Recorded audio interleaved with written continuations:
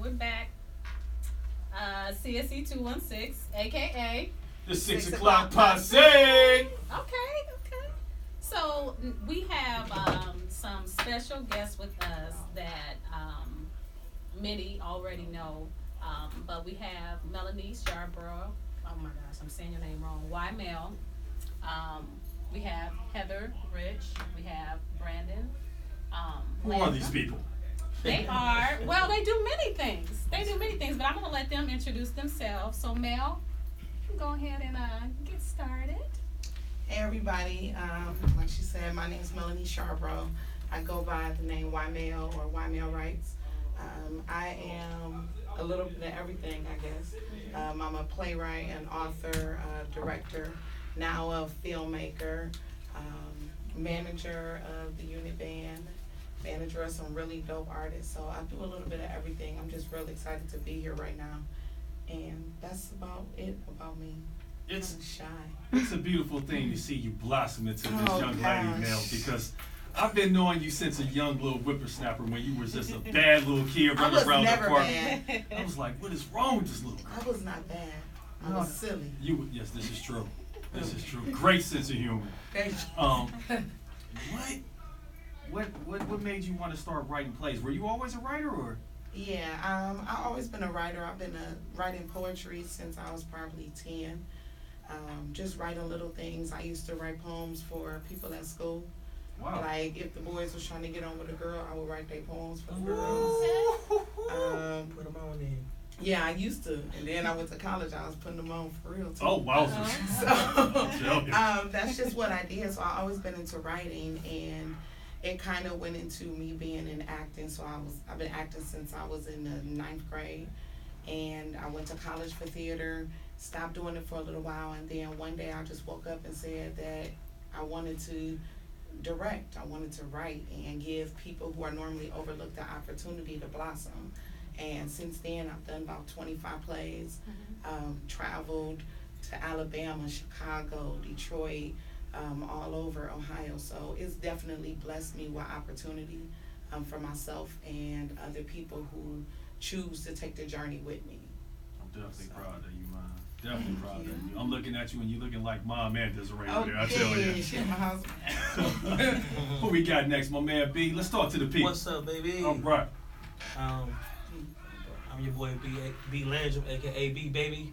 Glad to be here with these good people and to be a part of some greatness.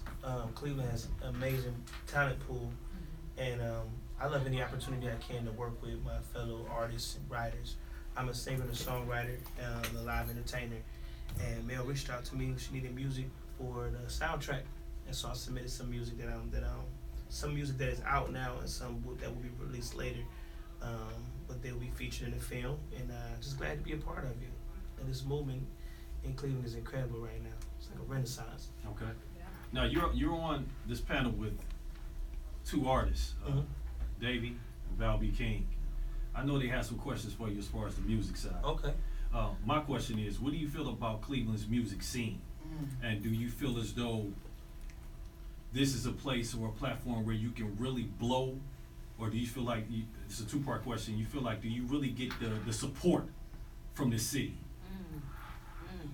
That's a good question. I'll tell you, this is what we do here. That question that's an age old one. I'm sure they can attest to being in the city with so much talent. Comes a lot of competition, and some competition is healthy. But I feel like it becomes negative when we tearing each other down. Right. And I've always been one, and a lot of people that know me, they know of me that I am a supporter of artists. Period. So even when I'm not gigging or doing my own shows or events, I like to be in other environments so I can support. And that's how we get to know what each other's doing. That's how we get to collaborate. And that's what I'm all about. I'm about collaboration. And I feel like the city is missing that. Everybody's so caught in the race to get there that they're willing to step on whoever it takes to get past.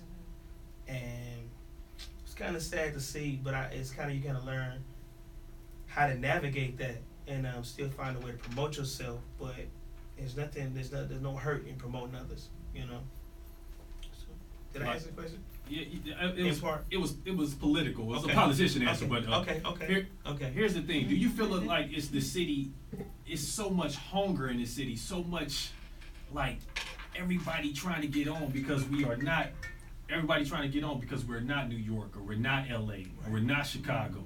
Do you feel like it's like, man, if I get on, I got to do whatever. I got to go desperado mode to get this love, to get this shine because don't nobody make it out the city is what they say. Yeah, it's a level that you gotta have because from the track record, it seems like everybody from here who gets on, they don't get on here, they get on elsewhere, and it's unfortunate. It's unfortunate because I don't know what it would take to get that industry look, you know what I'm saying, for that window or that door to be open to get Cleveland artists heard on that next platform. Wow. How long you been in the game? Man, I've been doing this, it's 2018. I've been performing, I've been singing and playing my whole life, but seriously as an artist, maybe the past 4 or 5 years. But I've been working as a professional musician for about 10, 11 years. B, you know how deep that was what you just said? You said you don't know what it would take for people to get that shine and start putting that spotlight on the city. That's crazy. And a crazy thing, because I've had the opportunity to travel, to tour internationally. I've been on 8 international tours. Wow. And been able to see 13 countries. Not as an artist, but I was singing and playing on those tours. And the one tour I was on, man, it was the on stage cast of 7. 4 of us were from Cleveland, and three of them didn't even live in Cleveland anymore. But it was crazy to be like, people come here looking for the talent. This is here. And it's crazy. One thing they say about Cleveland is a place of raw talent, but what kills us is the lack of professionalism. And like my first opportunity to leave, I can admit that I wasn't prepared for the professional setting that I was going to. I actually got sent home after 2 weeks. I got sent home, and because they couldn't find somebody else, they flew me back overseas. But you better believe when I got that second opportunity, right. I knew my stuff, Yeah. and I've been working with them with this particular company ever since. Go ahead. I'm sorry, I mean to cut you off. I was gonna say, do you think part of it is because where we're at, because we are not New York, we are not in LA. People don't know how to swim with the sharks yet and understand that things go like that, where it doesn't here. So do you think part of it's just that ignorance, not really they have bad work ethic, but they just might not understand what it really takes? And I think part of it is that I do agree. Part of it is that, and because everybody who I know who leaves here to go into those big markets, they thrive. Yeah. They thrive. I can do a list of names of people that I know personally who have had incredible success in those big markets because Cleveland, the hunger. And you know what I'm saying? Do you think some of it is just the support? Like when you do have an event, nobody comes out. Nobody. You know what I mean? Like that's a part of it too. And like I've lived